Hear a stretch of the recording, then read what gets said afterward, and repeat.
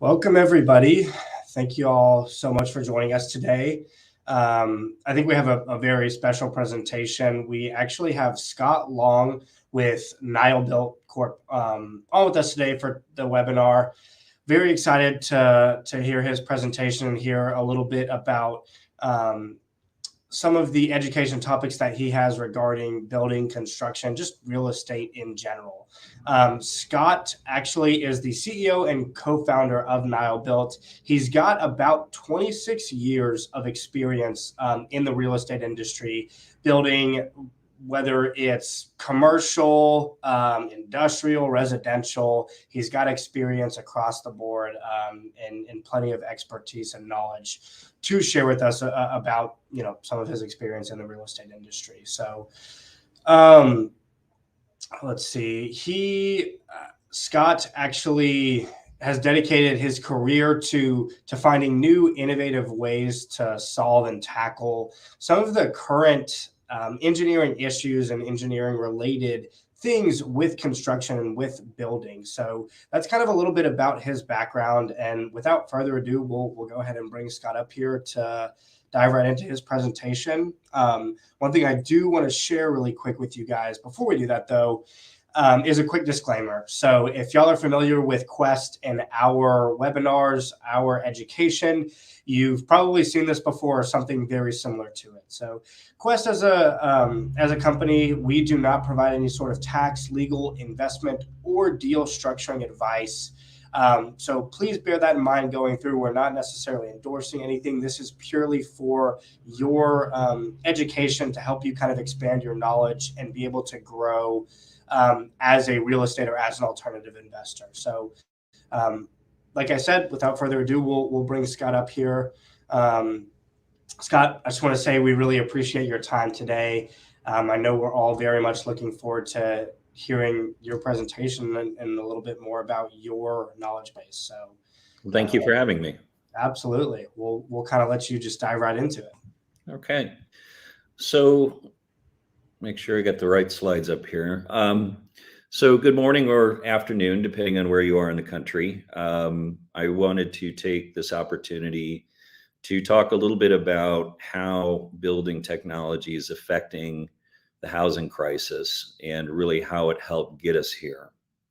And I think it's a topic that is not addressed enough because I think there's a lot of misunderstanding or lack of knowledge in the industry about the nuances and the headwinds that the construction industry faces, really from a technology standpoint. And we'll dive a little bit into kind of market conditions and the leaders, if you will, of this space, and really how that impacts the consumer for today. I did go ahead and make my opening slide with a nice, beautiful sky view just to relax everybody to get started, because some of these topics are a little bit controversial, if you will. So I want to talk a little bit about experience, where I'm coming from, what my company is currently doing, and really what our commitment to this industry is. About 1980, my father founded a company called Thermomass, which is a composite technology connection system to insulate concrete. And that product is one of the most widely used products globally for insulating concrete from everything from basement foundations to site cast, tilt up, precast, modular precast.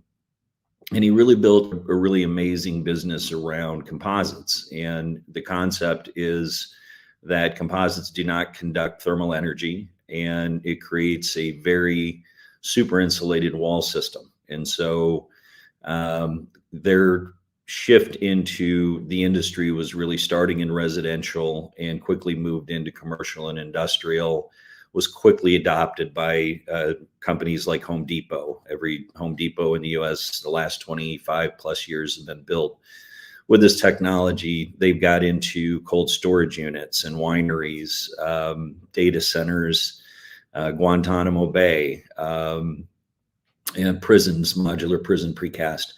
And it's a very effective system that, as I said, it's kind of the gold standard nationally.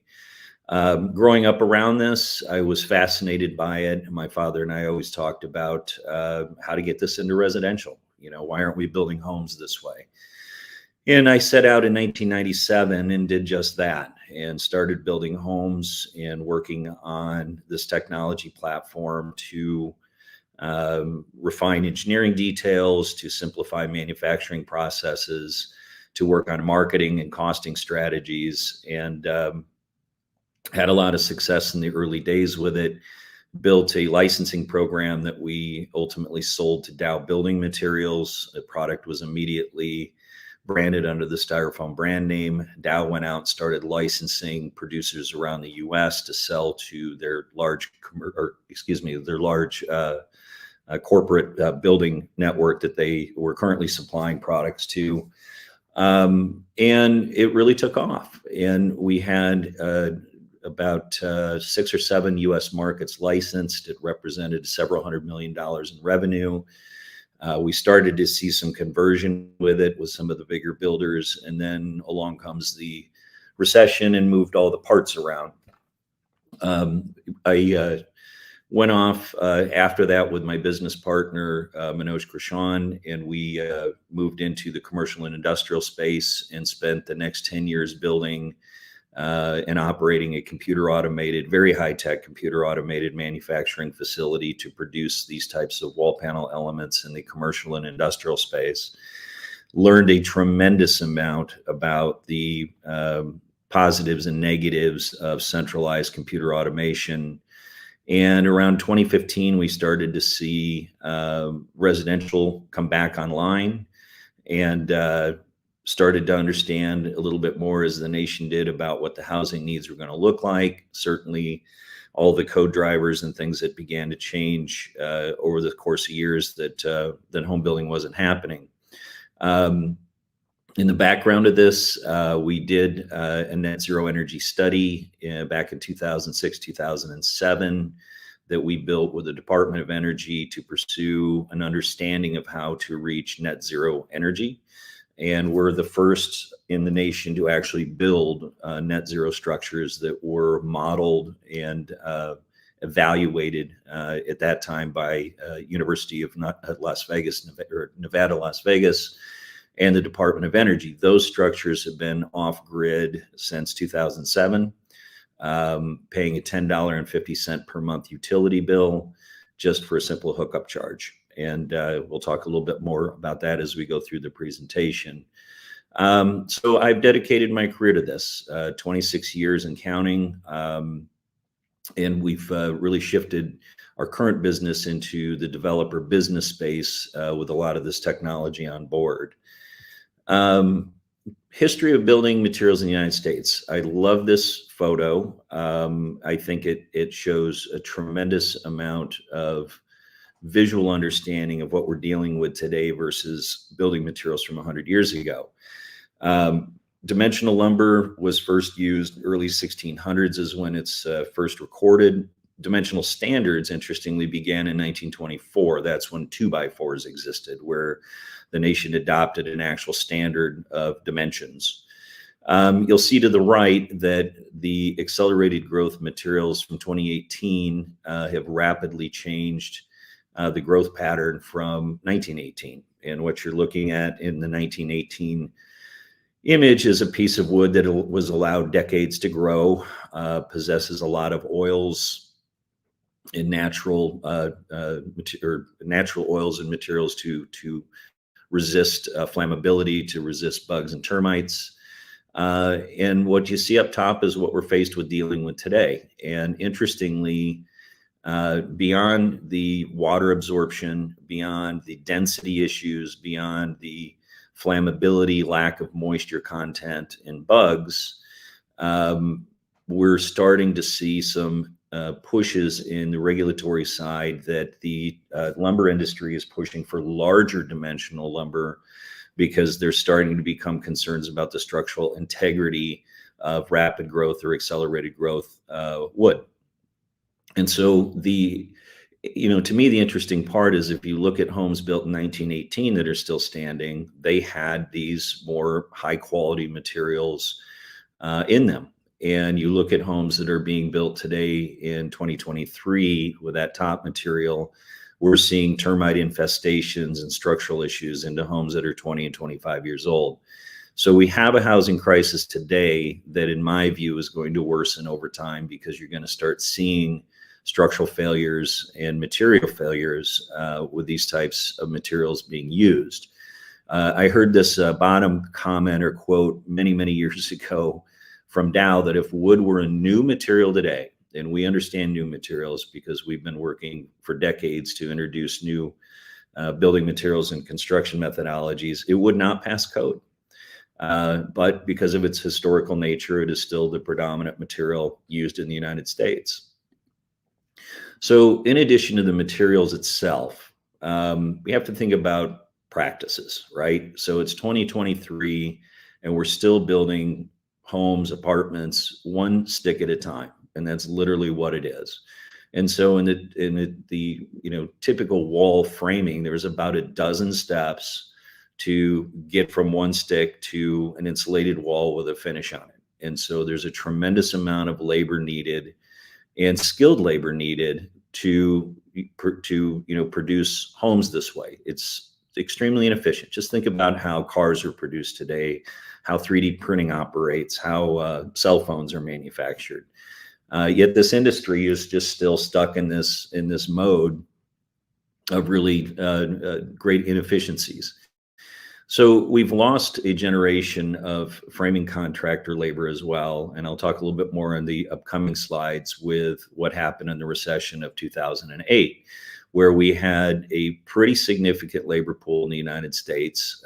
We had people training that were well-trained to frame large volumes of homes. And after that recession hit, we lost those folks, and many of them left the country.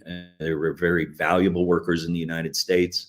And you had a whole generation that just didn't teach the kids, how to do this. And so for about 15 years, we sat dormant and began wanting to build again. And as one might suspect, there's no labor pool, not enough to even get back to where we were pre-2008, let alone the needs of today. Cost fluctuation is another major factor for builders today, in that material costs have gone up and down 1,000% in the last couple of years. And there's finger pointing and excuses for too much wood was used during the pandemic and remodeling to regulatory issues, et cetera. The bottom line, in my view anyhow, and if you look deep into the lumber industry, it's very fragmented. It's all privately owned, small farming operations. They're dealing with a tremendous amount of climate event changes that have made this difficult. I think the time frame estimated for a seedling to grow into a tree large enough for dimensional lumber is 12 to 15 years. So just think about that curve if we start building again and the plantings begin of the lag time that we have associated with it. The other, particularly in the northern part of this continent, in northern United States and Canada, has been a tremendous amount of problems with beetle infestations. There's actually a minimum allowable amount of bugs in the wood now that is allowed for processing and use. Forest fires up north, droughts, road access, rail access has all been affected by this. You have environmental concerns, tariffs, et cetera. It's a lot of headwinds in 2023 for these industries to try to continue to grow materials. And then if you look at kind of the end result, we kind of circle back to the quality issues, which is not just the structural and I'll say overall performance of lumber, but just the dimensional accuracy and trying to frame something accurately and build quality products with it. It's very difficult today. So code drivers are a big issue. And this is something that we have followed for years. We've actually been very active in affecting change in codes and in code books. And just I would say, regardless what side of the aisle you sit on, there is a bipartisan understanding to a certain degree that climate events are getting worse. And whatever the cause, whatever the science behind it, we're seeing more and more firestorms. We're seeing more and more torrential rains and flooding, more and more high wind events. And that has pushed a lot of pressure onto the insurance companies who are trying to navigate how to continue to insure these structures when they have constant and continued catastrophic events. And it comes down to science and engineering is the solution to these problems.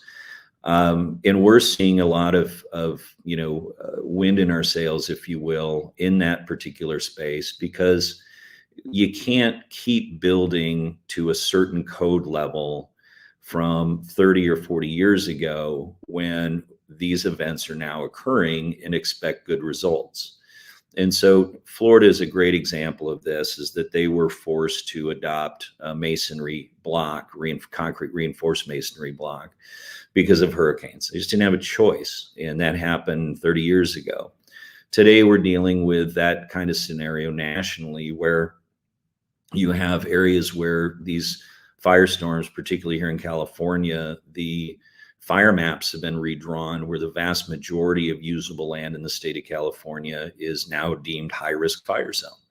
And then you have builders showing up with these types of materials that are highly combustible, and they're not being issued permits for good reason.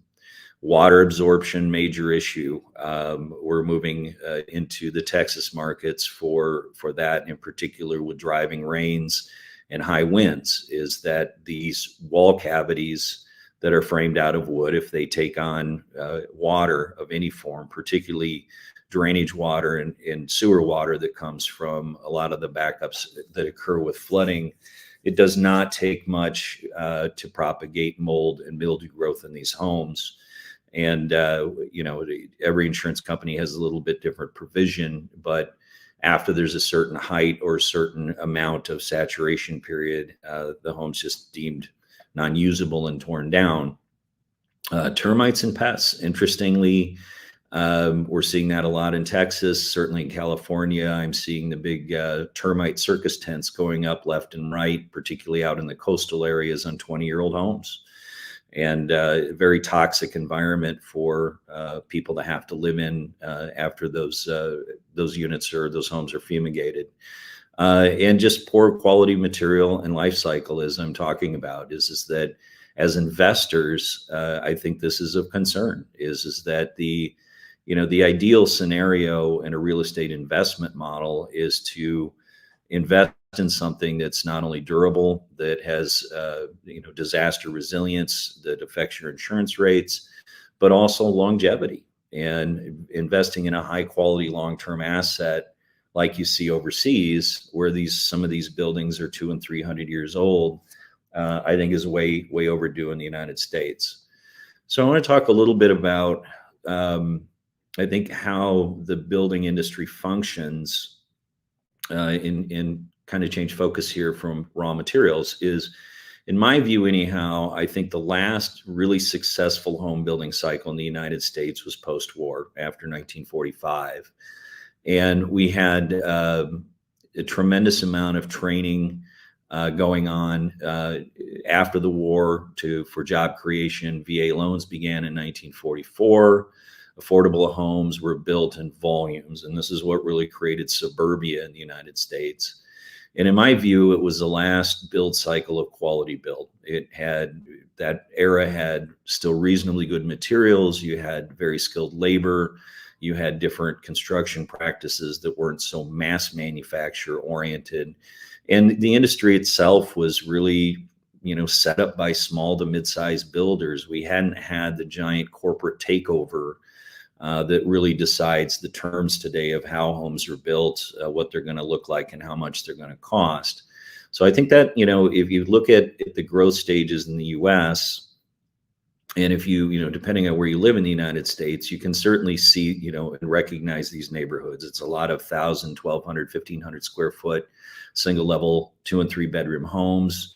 Most, I would say, are still standing, and were really long-term assets back when home ownership was then the American dream. So we fast forward a little bit here into the 1990s, and this is when, in my view anyhow, the market changed and the world changed for us. Is this really came when corporate America decided to heavily enter into the home building space in about 1990s. So you had a lot of legacy builders that had been operating since the 70s and 80s that were, putting out a reasonable amount of output, who got really supercharged with Wall Street dollars in the 1990s. And that began this massive build cycle in the 90s and 2000s, where we hit record number of housing starts. I believe that the highest we hit was around 2.25 million housing starts per year. Cities, for example, like Las Vegas, Nevada, and we were active in that market in the early 2000s, were building 25,000 homes a year. And they had over 50,000 real estate transactions per year. Again, it was also ground zero for the failure. I think we all know what happened next with subprime mortgage began to move these homes and to get unqualified buyers into the units, people owning multiple homes. And then it started this 2008 mortgage crisis. And I think one of the things that I know in this industry as it's trying to revitalize itself is that people have not forgotten about the global financial meltdown, which was created largely by CDOs or consolidated debt obligations, which were packaged bad loans sold to overseas investors. And so when we went down, they went down. And when that happened, a lot of people, consumers got hurt terribly. Financial institutions got hurt. Retirement funds were wiped out. This just did a phenomenal amount of damage. But in the scenes behind it, your suppliers got wiped out, that supplied these big corporate builders. Your labor force got wiped out. And those firms took decades, or a decade or more, I should say, to begin to recover and to right-size their operations. Many of them went bankrupt. That is still lingering out there. And so you have this environment where these legacy builders returned to market around the 2015-ish era and thought everybody would show back up to the party. And it just hasn't happened. And so what we're seeing are land developers got excited and went out and acquired mass scale land opportunities, began grading, got permits. We have a very large project north of Los Angeles here that took 20 years to get permitting. And the only way they got permits for those builds were by committing to net zero homes for, I believe, 20,000 plus units. Went ahead and graded, funded all the infrastructure, and tried to mobilize builders who came in and said, what's net zero? And that project is in very deep trouble. We've seen developments around the country where the land is graded, utilities, gutters, everything are put in, or drainage is put in, and there is no labor, no builders showing up. And this is going to create a catastrophic effect nationally, with a lot of this land going back into foreclosure receivership. And it's coming. I'm just telling you, these developments that they want to do 20,000 homes in, and keep in mind what I just said in Las Vegas, in the heydays, if you will, that was a 1 year production rate. These land development companies now are looking at a 20 to 25 year cycle for that. There's no way they're going to survive that. And so why is that happening? There's no labor. Labor left the United States. Labor wasn't trained domestically. We go by these large developments and you'll sadly see 2 workers on a giant project trying to frame something. You'll see 1 guy stuccoing an entire apartment building. For those that have been at this for a long time, like I have, you'll know that those were events where you would hear rapid fire nail pops. You would see 24 guys on a building stuccoing it. It just doesn't exist anymore. And the supply chain in behind it is the same. And one of the areas that our business shifted away from was supplying these legacy builders materials. And back in the pre-recession days, I always joke that you'll be busier than you've ever been if you do this, but you'll be more broke than you've ever been. And that's the business model. Whether they want to admit it or not, it's to go in and squeeze the life and the blood out of everybody in their supply and labor chain to maximize profits for Wall Street. And I think that's a problem. I think it's a very big problem. And so suppliers are reluctant to scale back up and expand operations. Again, climate events in the last 15 years have changed. So now not only do these builders have the headwinds that I've just addressed, but permitting is another issue. Nobody, I would say, be careful in not saying nobody. The essence of this is that the headwinds are there with labor and supply. The headwinds are there for the climate events that have changed, and they have not changed any of their technologies. The building officials are pushing back because they don't want what is certainly in California is viewed as every home they build is just one more problem. And the market has pushed back. The consumers have just said, no, we're tired of these overpriced, poor quality homes. And so we're sitting in a failed restart is what I call it. And there's a lot of factors in the last 2 decades that have resulted in this. And in my view, this is really where the housing crisis begins. So population growth is another major factor. I find this fascinating personally. In 1923, we had 111,000 people or 111 million people, in this country. Today, we have 339 million people. It's a 3x increase in population base in 100 years. And just think of the amount of infrastructure that has to scale behind that. This is why communities are saying, we can't add more power. They have regulatory issues. And so the pushback is we need to build more efficiently so we don't need more power.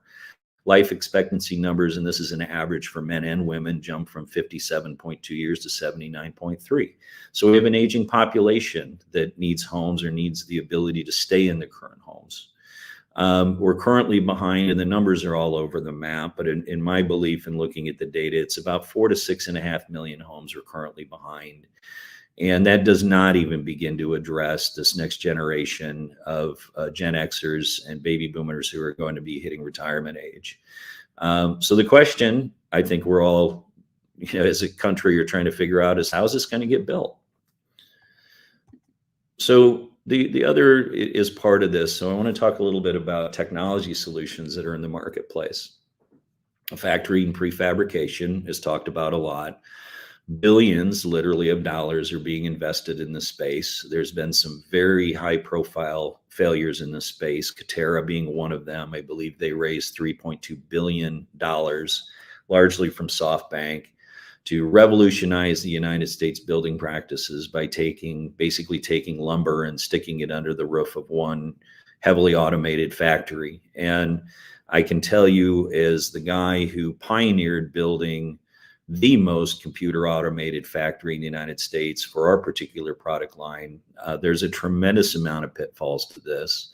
Largely based on centralization, meaning you have an effective ship radius of about 200 miles. And construction is a very transient process. We have busy years and we have slow years. And once you scale one of these factories to a profitable level, it's like a fast moving treadmill. It has to continue.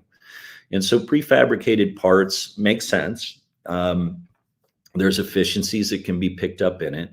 But in my opinion, it's not the end all cure all, and they're still dealing with the same issues as a traditional on-site wood framing organization. They still have limits from the use of lumber and quality materials and so forth. You've just condensed the labor related problems under one roof, and now are requiring people who understand how to construct, to frame, or to measure or to cut lumber, and requiring them to operate computers. And we've been down that road. It's a very difficult one. Factory modular is really the same, but it's an entire unit being produced and shipped in one big truckload. They have made some progress. I think there's efficiencies in this particular space. But what we're seeing in both of those is a tremendous amount, unfortunately, of failures and lost investment dollars. There's a lot of folks moving into the space who don't have a tremendous amount of background in construction. Mostly, I would say, software-based type companies that think that their solution can solve the housing crisis in the United States. We certainly hope that these make an impact in what's going on out there. And again, I want to reiterate that this is not there. My belief is there's not a single solution. I have a slide next to talk a little bit more about that. 3D printing, probably heard of that. It's a very sexy term when you hear it, and it gets people's attention. Lennar is doing a 100-home project right now, I believe, in Texas. And there's interesting nuances to what they're doing. It's a 3D grout pump, or 3D three-axis print head with a grout pump is basically what it is.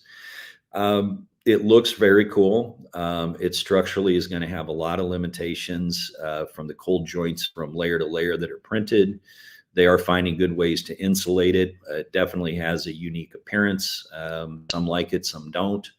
But the issues that I see in scalability with that are going to be the speed of which you can pump a grout-based material. And there are limitations by simple science and engineering that says that this is only going to be able to operate at a certain speed. Currently, not a lot, because there's very little data. The information that we have been able to find is it takes about 2 to 3 weeks to print a 2,000 square foot home, just the exterior walls. So you still have to commission, and you still have a wood-based roof system on these homes. But it's a great advancement and step forward.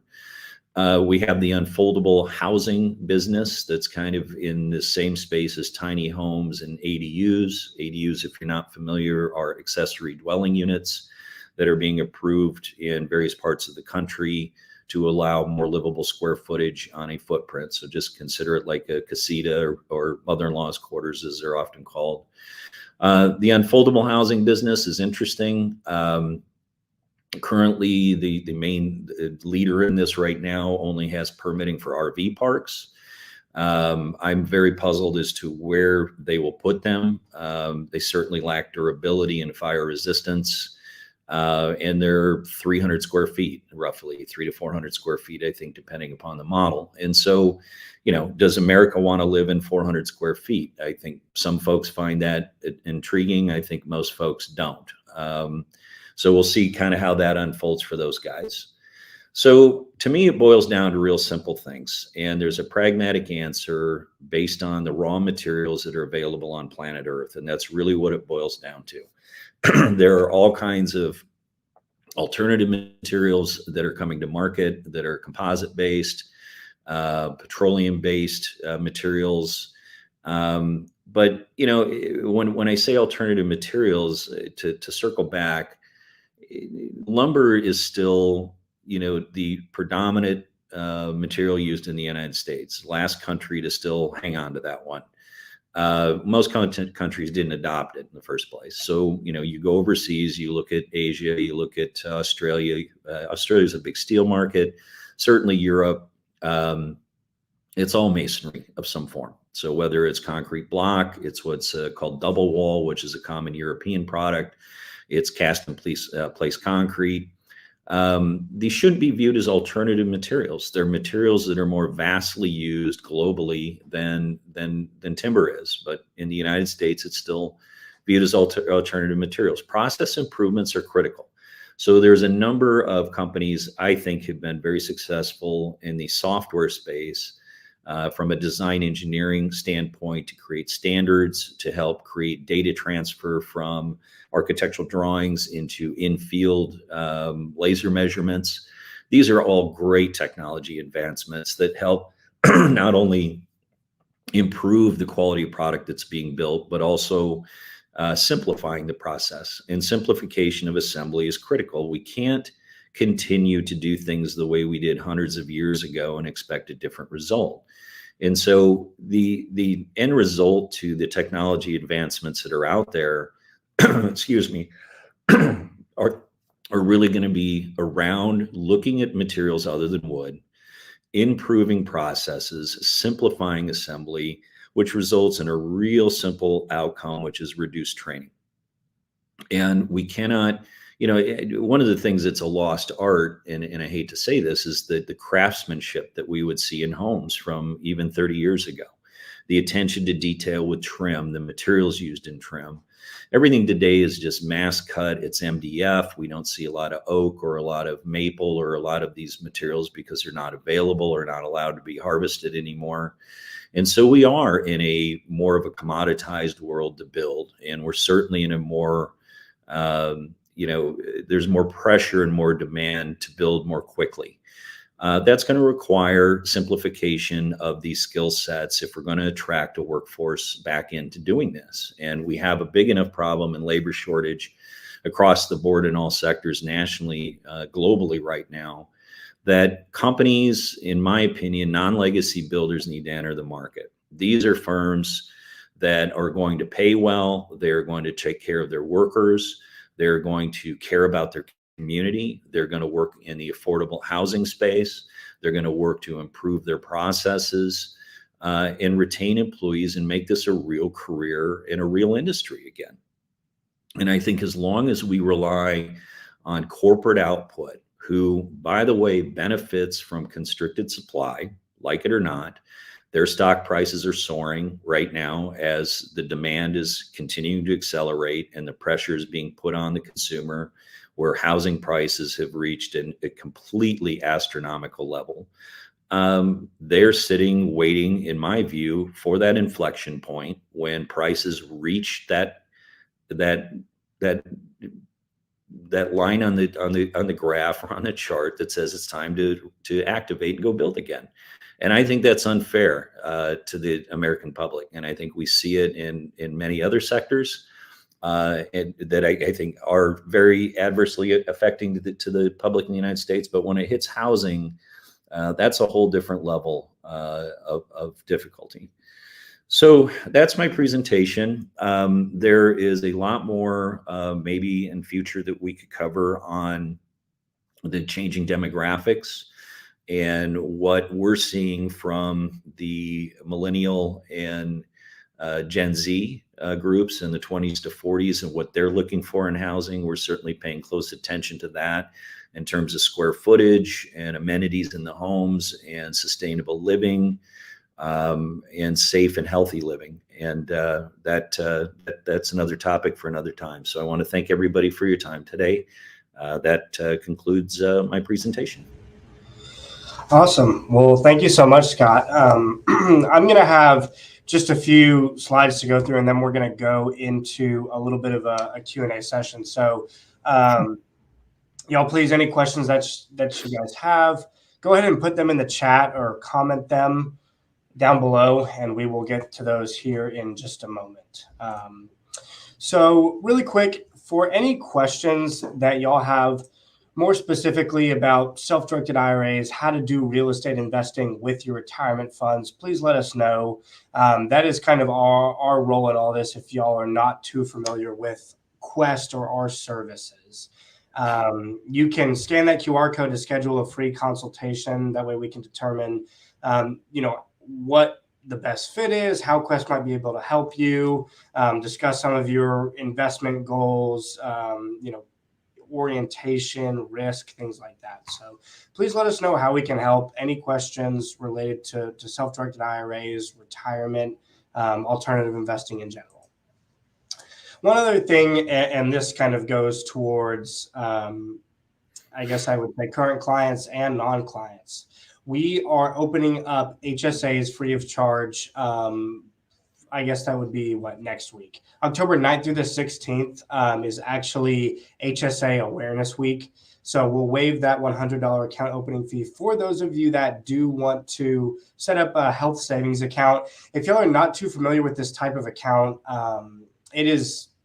we like to call it here the account that is the best of both worlds, because you can actually put in pre-tax dollars and invest that money. And it actually, if you take it out for qualified health expenses, you can remove or take the withdrawals tax-free as well. So we're talking about money that's not getting taxed at the front end or the back end, which is a really huge advantage. And for the people that are familiar with Quest, I'm sure they would tell you that Quincy, our CEO, our founder, this is one account that he gives a lot of praise for because of those tax advantages. It's incredibly unique, something that you don't see a whole lot of elsewhere. So next week, we're opening them up free of charge. Again, you can let us know if that's something you're interested in. This event that is going to be coming up at the beginning of November is going to be our next in-person event. Houston and Dallas, we will also be broadcasting online, but any of you that are local to Texas, if you're close to an office, you guys can come check this out. We're going to be going over the different, I guess, modes of rental, right? Investment rentals, whether it's short-term, midterm, right? Short-term would be like Airbnbs, bed and breakfast, things like that, vacation rentals. Midterms, you see a lot of times with in the medical industry, especially for RNs that are traveling a lot. Midterm rentals are very common, sometimes even with college students on internships. That's another place that we do see midterm rentals. And then the long terms, right? When you have long-term tenants, that's kind of where we're going there. So we've got a different expert talking about each one of those, I guess, term links in the rental industry. There's going to be a lot of great information comparing the three different types. And so I highly encourage you guys to check this out. You can scan that QR code to register, regardless of whether you want to register for Houston, Austin, or Dallas. You can do that on our website. The event is completely free. There should be some networking as well as food and drinks available at each of these events. So I highly encourage y'all to check that out if you're interested. Whether you're local or not, you can always attend them online. The final thing I have to share with you guys before we get back to some Q&A is one of the biggest events that we host every year. We call this QuestCon Live. This one is actually going to be very unique, and we're really excited about 2023's QuestCon because it is actually going to be female-only panelists. This is the first time we've done something like that in the history of Quest. So across the real estate and alternative investment space, we have several different women who have a lot of knowledge, plenty of experience, and we're going to kind of incorporate that into an all-day event for on November 17th. It's going to be 9 a.m. to 4 p.m. It is, again, free to register. Typically, we charge, I would say, maybe like $100 to $150 for tickets to these QuestCon Live events. This year, we are promoting it absolutely free, so you can register for that today, scanning that QR code or just checking out the events page on our website. This is just the, I guess, beginning speaker lineup. We're still looking to add more speakers, but you can kind of check out more information, look up some of these ladies on our website, and I highly encourage y'all to check it out. I think it's going to be one of the best events that we'll put on this year, and honestly, one of the best QuestCons so far. So that is about all I have.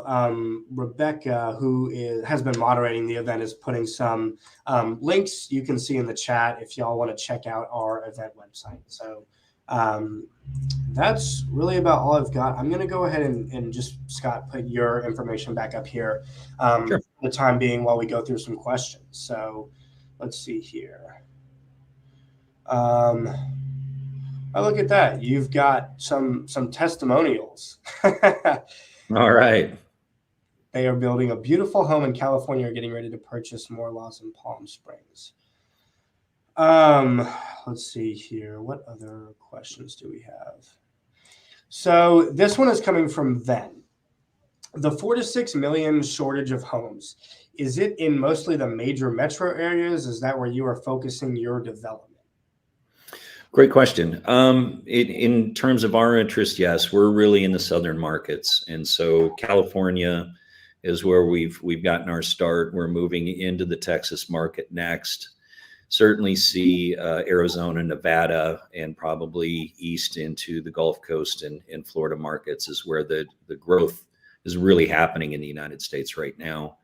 But I think the shortage is national. I mean, you've got small communities in the Midwest that we know that your pardon me, small and mid-sized builders are no longer active, and production builders are starting to make a move into these markets that they've never been in historically. But our focus is really predominantly going to be in the South. Fantastic. Okay, this one from Kathleen is more directed towards, I guess, the difference for these non-legacy builders. How would they build quality homes, pay good wages and workers' benefits, and still be able to build homes that are affordable, like you're talking about? It's tough. It's a great question. I mean, I think that's a sad reality of what's going on is that they've just been crushed by these corporate builders who have the capital to go buy up large scale land at minimal prices, but I don't think I think they're kind of two different markets. We see production builds, in all the major cities. Houston is a market that I'd like to, mention, where there's a tremendous amount of redevelopment going on inner city. And there's a lot of mid-sized builders that are active doing a couple of dozen or more high quality homes. And it would be nice to see more and more of that. And I think that begins to build momentum. I think the other is that the consumer is going to have to make a decision at some point of building a home from ABC Construction with a 30-year background of quality, and perhaps pay a little bit more than moving into, a mass-produced development where they know they're going to have problems. In my opinion, I think as those problems continue for that type of build, it will, if done properly, help shed light on the quality builds that are out there. I don't think craftsmanship is lost or should be, but I think those segments in the market have to be differentiated. They're not the same. They're not the same homes, and they don't operate the same. Absolutely. Another question here, and I actually want to expand on this a little bit too. Can you tell us more about your future projects? And I'd also, be happy to hear, Scott, more about how you sort of fill the gap where you come into play in helping real estate investors. Sure. So active in California, we've got what we call a demonstration home. We begin grading on Monday. 5,200 square foot high-end home to really show the bells and whistles of what we do in South Orange County. That home will be using for a lot of national media, a lot of our governmental and regulatory agencies in California will be viewing it and looking at, kind of how, as we're talking to the fire marshal and we're working with the state on net zero mandate in California, which is a mandate here. Big marketing piece for us. We are moving from there into doing a demonstration home in the Houston, Texas market for the same reasons. We've got a development we'll begin on in Palm Springs for homes, a style that we call the Sinatra projects, which are courtyard-based, net zero, 2,500 square foot, Palm Springs kind of mid-century modern designs. And those will be going up this year. We are working actively in discussions with public officials for private public land partnerships. So back to the prior question, how do we build affordables? Well, our strategy is going in and working with communities in the state of California who here are under mandate to build a certain number of affordable homes. There is no city in compliance currently. The state and Huntington Beach, California are in litigation over this topic, and we're being well received to come in and buy up land that the public still owns at a discounted price, as long as we cap the price of our affordables to the within reason of the affordable housing indices, which is published quarterly by zip code. And it's getting a lot of interest, and this can be done anywhere. We've talked to the Houston Land Bank. We're working with other communities around the country that are interested in building affordables. The problem with this, though, is that what has happened to date is developers come in and maybe with good intentions, I hope, and they do these kind of land deals, and then the builders show up and start escalating the prices because the demand's so high. Suddenly affordable's out the window. Now you're paying 30, 40, 50% more over market price just because they can. And that has destroyed it. So those are really this where we're centered on, is the private public land partnerships in the affordable space, and then acquiring pad ready developed land where these developers are struggling because they can't get builders in to build. And then certainly I think the third phase for us is raw land acquisition, which we're in the middle of building a land bank and raising capital for, to be able to go out and acquire land, hopefully reasonably priced land in areas that cannot get permitting because of all of these code changes. Great. And I'm going to go ahead and take this down. I did go and share your contact information there in the chat for those that are still needing it. And I know you talked a little bit about the Houston market specifically, but is there anywhere else you're focusing on building in Texas? We're actually throughout Austin and San Antonio and the Houston, greater Houston area. That's where we're really starting. Houston is going to be where the model home is demonstration home is going to go up here coming up, and a way to just bring attention at all levels throughout the state. And the same rules apply. So we have power utilities that are interested. We have insurance companies that are interested.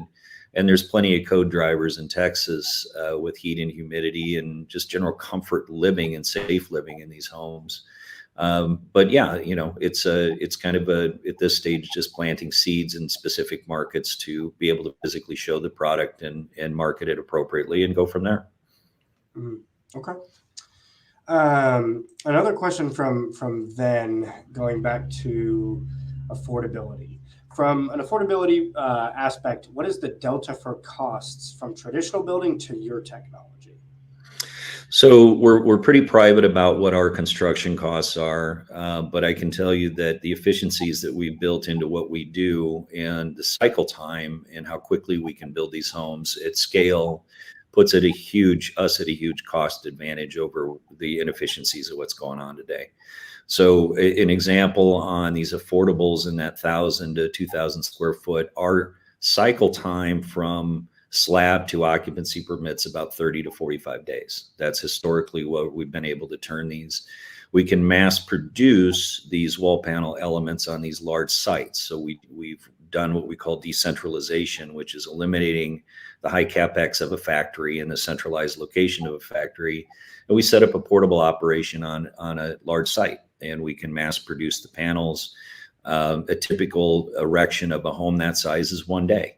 And then you do the build out. And so that translates into a lot of efficiencies and cost savings from the company, not to mention the way we're structured as a business, as a developer, gives us a big cost advantage and allows us to play in those areas that traditional buildings never going to get to.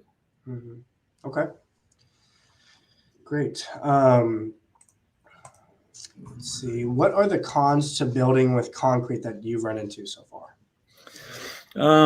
There isn't really a con to building with it. There's a con to selling it to builders. The public, in every project that we've done in 25 years, which is hundreds and hundreds of homes and commercial buildings and industrial buildings, we did a lot of projects with Habitat for Humanity, a lot of projects with HUD, a lot of custom homework. People will never want to move out of these homes once they get in them, and they understand just the comfort and the quietness and the safety in the homes. The difficulty we faced for 2 decades is trying to sell this to large corporate builders. And that's why we as a company just said, we're done. Just like the rest of the supply chain out there, is that if we're going to get anything done, we just need to take the reins ourselves and go out and start building. Consumer acceptance of the product is unbelievably high. It's that getting from the tech company to the consumer and using the traditional channel that just, in my view, doesn't work. And we've seen many technologies come and go as a result of that. Perfect. Some more things coming in. Great presentation, but I think that's actually all of the questions that we have, unless anything else comes in very last minute. So Scott, again, thank you so much. I'm sure that they can certainly reach out to you with any questions or, check Please more do. out on your website as well. There's a lot more information on the website. Certainly, contact page. My email is on the presentation. We will be announcing more developments coming up here soon on the website, as well as pretty large scale capital raises we're doing to be able to expand the product line in these markets. Perfect. And it sounds like you just addressed that, but is the website the best place to check out some of your offerings? And yes, they'll be going live a series of offerings from crowdfunding to accredited onlys to individual projects. Just stay tuned. Those will be posted here in the next couple of weeks. Perfect. And for questions about how to use retirement funds, your self-directed IRA monies to invest into these projects and invest with Scott, please let us know. Like I said, that's where we'll come into play and kind of how this all works together. So again, thank you so much for your time, everybody. We appreciate y'all joining us today. And we'll see you next time. Thank you so much. Thanks, Scott. Bye, everybody.